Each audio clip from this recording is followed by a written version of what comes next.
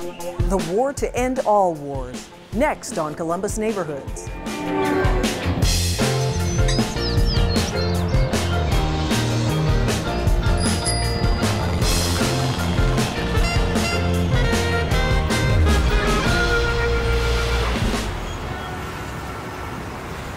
Support for Columbus Neighborhoods is provided by...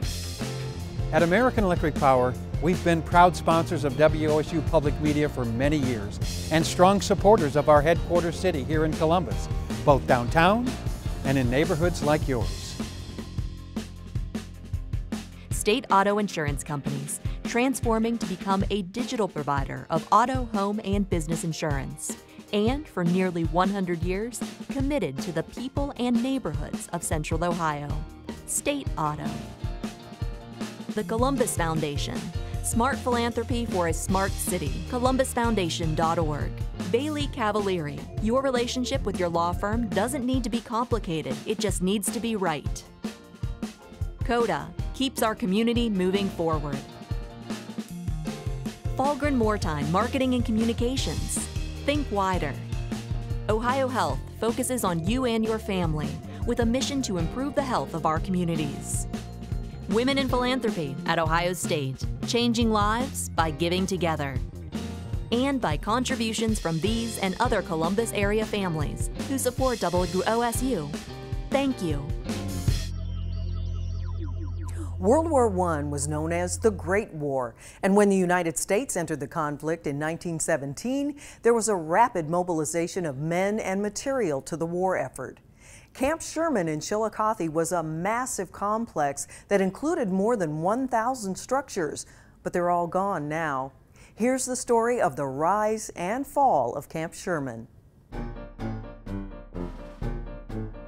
I think it's fair to say that Central Ohio responded rather enthusiastically to the entry into World War I. This is not hard to understand because we really, with the exception of the very brief Spanish-American War, we really hadn't been in a major war since the Civil War. They needed huge training camps to be able to essentially process the recruits they were getting, not only from volunteerism, but through the draft. Camp Sherman, located near Chillicothe, served as sort of a hub to send these men to so they could be trained and then sent overseas.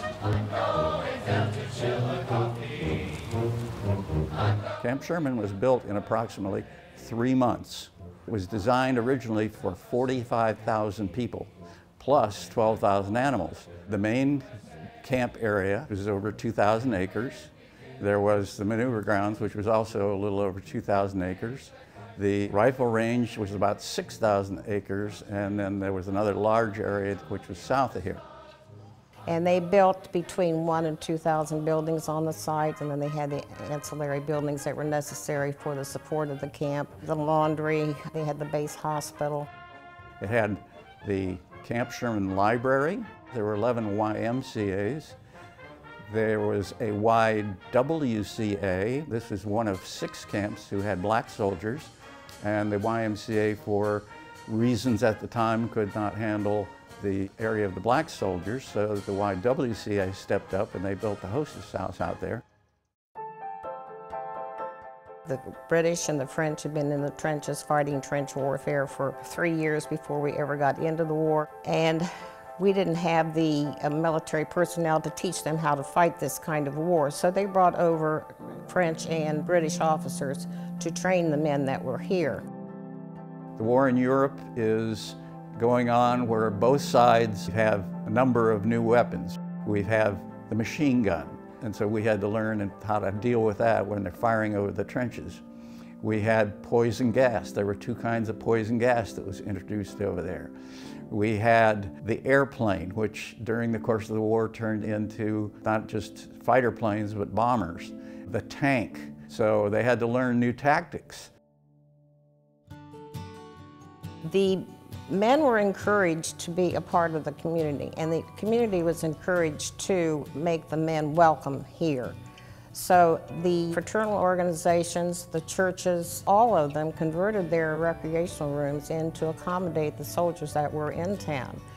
And so they had places to go where they could play pool, play billiards, play cards, they could read, places where they could go to socialize. We did have 4 theaters that provided movies. They filled in part of the old canal downtown and they built a movie theater called the Sherman Theater. And of course the Majestic Theater also showed first-run films, and they were on the vaudeville circuit. They brought in top name acts. You have to be careful what you wish for. They thought that it would be an economic boon, but it also did create a lot of problems for the town as well. When you have men who are 21 to 41 years of age out here in that large a number, you've got all kinds of social issues. Issues of policing, and that's not just policing as you normally think of it, but that is keeping the girls of the city under control so they don't get in trouble. The families were encouraged to visit their soldiers at the camp so that we would have 10 to 15,000 people in town looking for a hotel room, and they were bringing with them 10,000 automobiles. And this also caused traffic problems. There were not enough hotel rooms. They went to the people in the community, would you please put up some of these people for the night? But they did sometimes run out of space, so you might find people sleeping in railroad cars on the sidelines. They might be in the city parks, on the courthouse steps. They were bedding down just about wherever they could.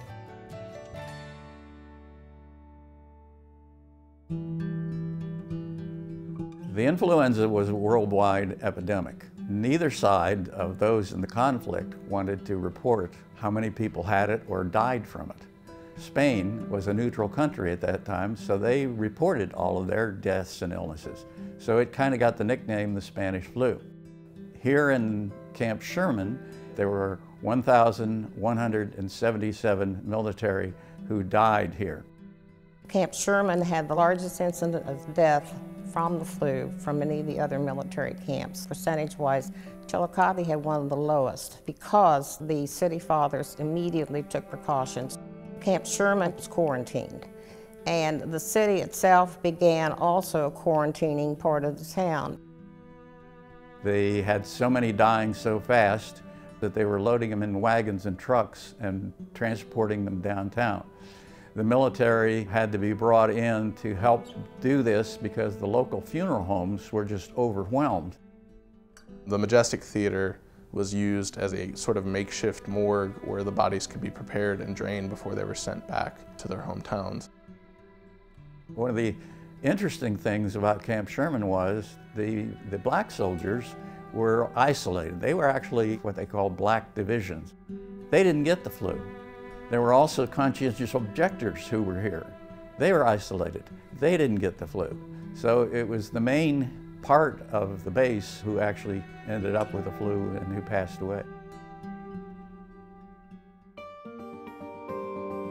The end of World War I is very famous. It's the 11th hour of the 11th day of the 11th month. In November of 1918, the armistice was signed so peace talks could begin. It took 6 months to get the Treaty of Versailles to officially declare that the war was over. At that point, they could confidently process the men out and start sending them home. Most of the men that were in training at the camp were leaving by the end of 1918. Camp Sherman was then made a demobilization camp. A number of the buildings were used after that, and then of course they cleared the land. Camp Sherman was dismantled. New highways were built through some of the property. There is the Camp Sherman Park out there. It was here such a short time, and then it was gone. So people tend not to remember that it was ever there until we have a centennial. And it was such a big success that people are now recognizing the fact that Camp Sherman was there and was a major part of our history.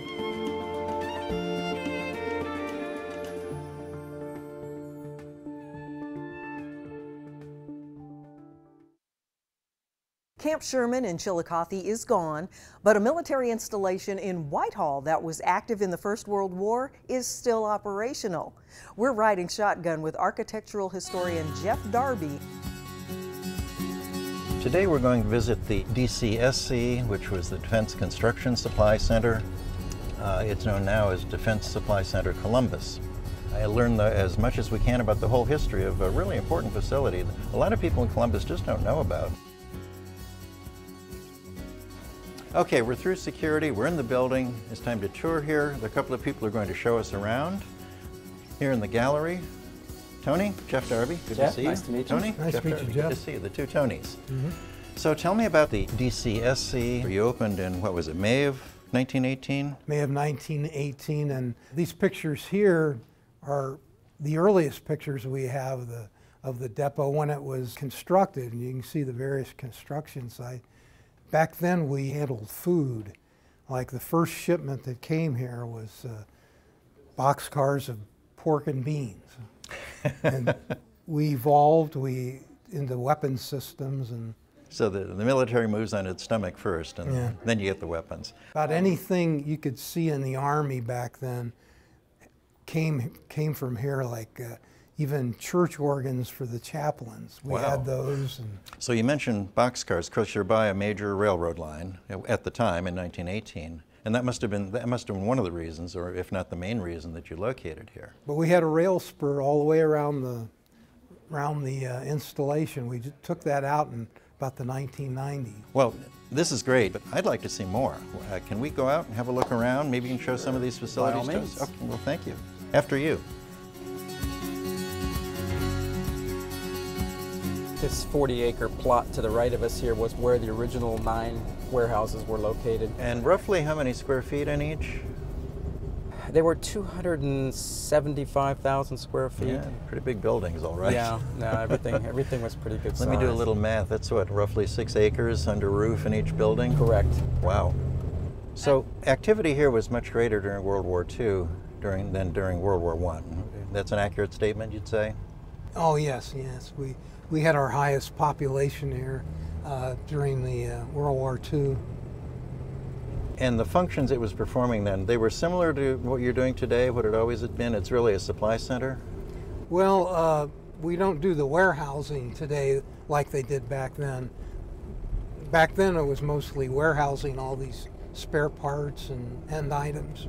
Okay. So tell me a little more about the prisoner of war facility here. These were German prisoners, is that correct? They were German prisoners. They had come from Rommel's unit in Africa. The Africa Corps. And they were said that they were quite proud prisoners of war. And their barracks was on this golf course here before it was actually a golf course. And they were kept there. We only had prisoners of war for 10 months, and then they were sent back to Germany. So they had come from other places where they had been interned. They were kept here briefly while they're being processed to be sent home. Right. And of course they needed a place to live, so the golf course was a handy place to build the temporary barracks. Yeah, they had actual jobs here. They build wooden boxes for shipping items. Okay, so they were put to work, so they had something to do. And I know of one gentleman here that worked here as a prisoner of war. He liked it so much he came back after the war, and he lived right outside the base. Did he really? So Came back voluntarily. He retired, yeah. So we're headed where now? We're going to go to Building 10. It's one of the World War II era warehouses. It's still used for storage. You know, really, it's beautiful concrete work. The way it's formed and poured, the square columns, and then leading into the curved roofs. It's I would really have remarkable. loved to have seen some of the construction photos. Oh yeah. It looks like they just had sheets of plywood or something that they used as floors. I think so, You can see the wood grain. Yeah, because you could bend them, yeah. And they probably had some sort of frame underneath to support it until it cured. And this is the one that, there's some graffiti on this. Oh, yeah. This one was the chaplain's manuals. This entire section. This is 20,000 square feet under roof. My goodness. A place for everything and everything in its place. Is that the watchword here? I think that was probably the case, yes. This side of the building backed up to the railroad tracks. There were 2 railroad lines that went down here. So I remember seeing those from a distance, right. yeah. So the trains were unloaded on this side, and then the trucks, there's truck bays on this side. Things were processed and moved back out on trucks on the truck dock. Well, it's been great to see this World War II facility. You know, you really get a sense of the passage of time. So it's been great to sort of get the story from 70-odd years ago, but also to understand what this facility is today for the modern military. And thanks very much for the tour, Tony. My pleasure. Tony, thanks for the tour, for coming the out. historical information. It really has been a wonderful visit.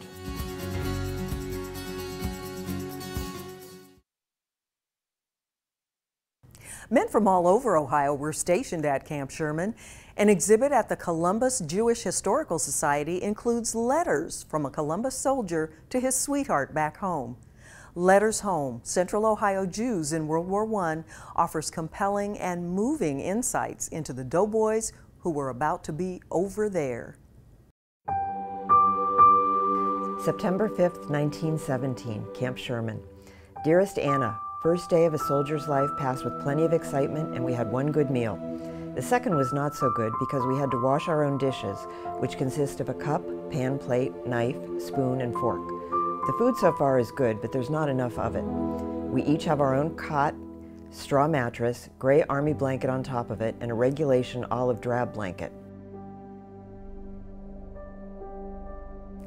David Pastor was a young man who grew up in Columbus, although he was born in Hungary. And he came to the U.S. when he was about a year old. He worked here, he worked in the post office, and he enlisted in the Army in about early 1918. David Pastor writes to his cousin. It's a distant cousin. Her name is Anna Pastor, and she lives in Cincinnati, Ohio. We traveled about 12 miles today. We had a pack on our backs, just like a peddler, also a rifle and an overcoat. There is now a Jewish club room in Chillicothe run by the B'nai B'rith, where we hang out when in town. It's real nice, dance floor, luncheons, etc., and all for nothing. We've learned that the Jewish community of Columbus and Central Ohio sent a lot of their men to war. We love looking through these letters. They really tell the personal side of a soldier's life. All of the boys wrote letters frequently. That was their main way of communicating. They wrote mornings, they wrote in the evenings. There were posts at 2 or 3 times a day. You keep my spirit up. I am even anxious to go to France now. This joint is getting to be tiresome. You may soon be able to make a collection of foreign letters, but I think we will soon put an end to the Kaiser when we get over there. All of the young men that went down to camp, whether it was Sherman or any of these other camps around the country, really did think that they were all headed to Europe. In David's case, he didn't need to go. He stayed and was part of the Quartermaster Corps.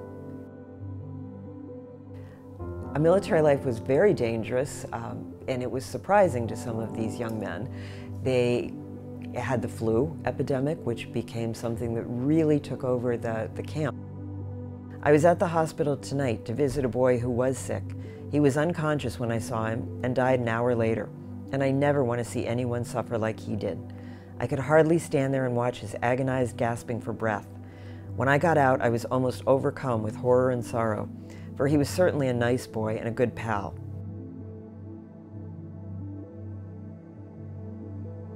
These letters will become part of an exhibit that we will do during 2018. It's an exhibit that really talks about Jewish life in Central Ohio in the year 1918. So we use the letters to illustrate what was happening to our boys, whether they were here, whether they were at camp, or whether they were over there. After the war, David and Anna, who had been engaged during the war, finally got married. It took them till about 1920. David felt that he really wanted to be a little bit more settled. He wanted to make sure that he had a good job, and then he married Anna and she moved to Columbus.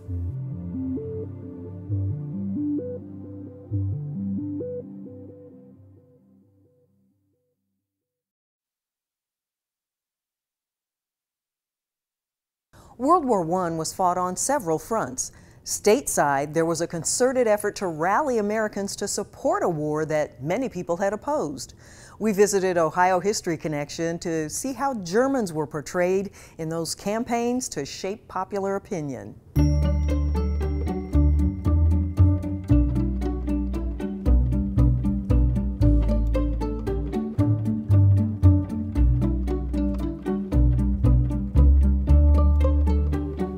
Hey, Becky.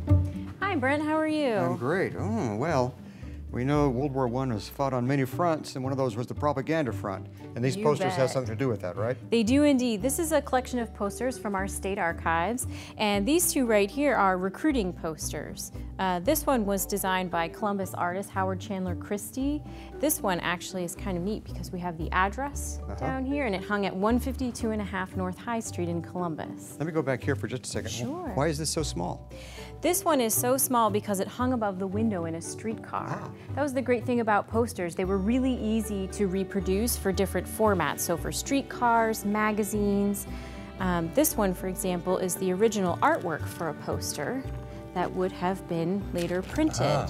And it was made by a student at East High School in Cleveland, Ohio. Art was being created at the local levels and printed at the local level, and this poster is actually a really good example of how they accomplished this. This one was printed by the Women's Committee from the Ohio Council of National Defense. This one is calling women to action to help the war effort by conserving their consumption of coal. And they're pretty poignant about it. So if you don't use coal wisely, you're going to reduce the efficiency of men on the firing line and slow down our destroyers. This is great here. Foresight now means anthracite later. Words to live by. Indeed it does. We also have these really great illustrations that were being made by local artists. This one was designed by Harry Westerman, who was a cartoonist. And here they're calling girls to action. So girls do your duty. And they have a big sister dressed as a nurse caring for a wounded soldier in the background.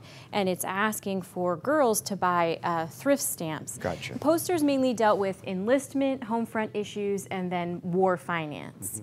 And a lot of ours in our collection deal with war finance using very graphic images. Not hard to, like graphic images, not hard to tell who the bad guy is here. Exactly. So this is a stereotypical image of a German soldier that you'll see a lot in posters, and they're shown as these really big, beast-like, angry men. They're often referred to as Huns, like they are in this poster. So here you can see that the soldiers are holding Belgium and France hostage and stealing their money to fund his war efforts and calling on Americans to help fund our part of the war. Both of these were designed by Columbus cartoonist Billy Ireland, who has an archive over at The Ohio State University, and they were printed right here in Columbus as well by the New Columbus Lithograph Company. I find this one to be particularly scary because here he shows the German soldier actually invading your home, climbing in through the window, and he not only has his weapon with bayonet fixed, but it has a serrated edge to it, which would have been a particularly deadly weapon. Well, terrifying for kids, I bet, and probably pretty powerful motivator. The problem, though, Brent, with images like this is that they bleed over into real life, or in some cases were inspired by real life. So there was a lot of anti-German sentiment in the United States, just fear and hatred of anything German for fear that they could be spies or somehow trying to help the German war effort. And so there was one group in Cleveland, the Cleveland Advertising Club, and they decided that they wanted to stop all German propaganda because they read a story in the Saturday Evening Post about a yellow dog. And a yellow dog was kind of a mangy mutt who had fleas and disease and was really kind of the dregs of the dog community. And the writer equated that yellow dog with people who helped the German war effort. And they said you could help the German war effort without even knowing, because you could be saying something that was disparaging about the government, or you could be spreading lies about American losses or victories without even knowing that they were lies. So they called on people to speak out against these and to organize into these clubs that they called the Yellow Dog Clubbers Club. And this is an official membership card printed by the Columbus Chamber of Commerce. So you have the club on one side, and on the other side you have the 10 demandments of the club. So the things you would do to help stop that pro-German propaganda. And you can see the remnants of where the pin was attached, and these are what the pins looked like. These little round pins with a yellow dog and a club kind of hovering dangerously over him, and there's a tin can tied to his tail to further disparage the poor yellow dog. The problem with this club, though, is there were rumors that members took it to heart and would actually walk around carrying clubs and hit people that they thought were violating their 10 demandments. So it actually incited violence in some cases. Wow. Well, wartime's a time of fierce passions, and can be exploited or not. These are fascinating items. Thanks for sharing them. Oh, you're welcome.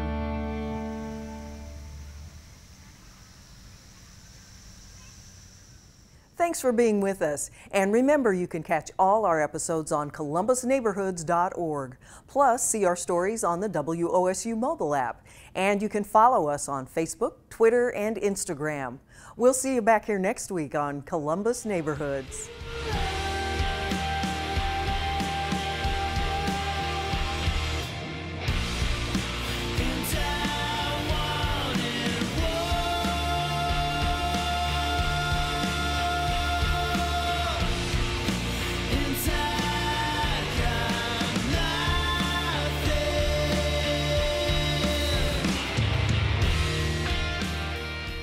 Support for Columbus neighborhoods is provided by At American Electric Power, we've been proud sponsors of WOSU Public Media for many years and strong supporters of our headquarters city here in Columbus, both downtown and in neighborhoods like yours.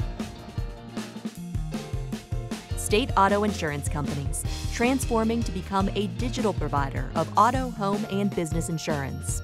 And for nearly 100 years, committed to the people and neighborhoods of Central Ohio.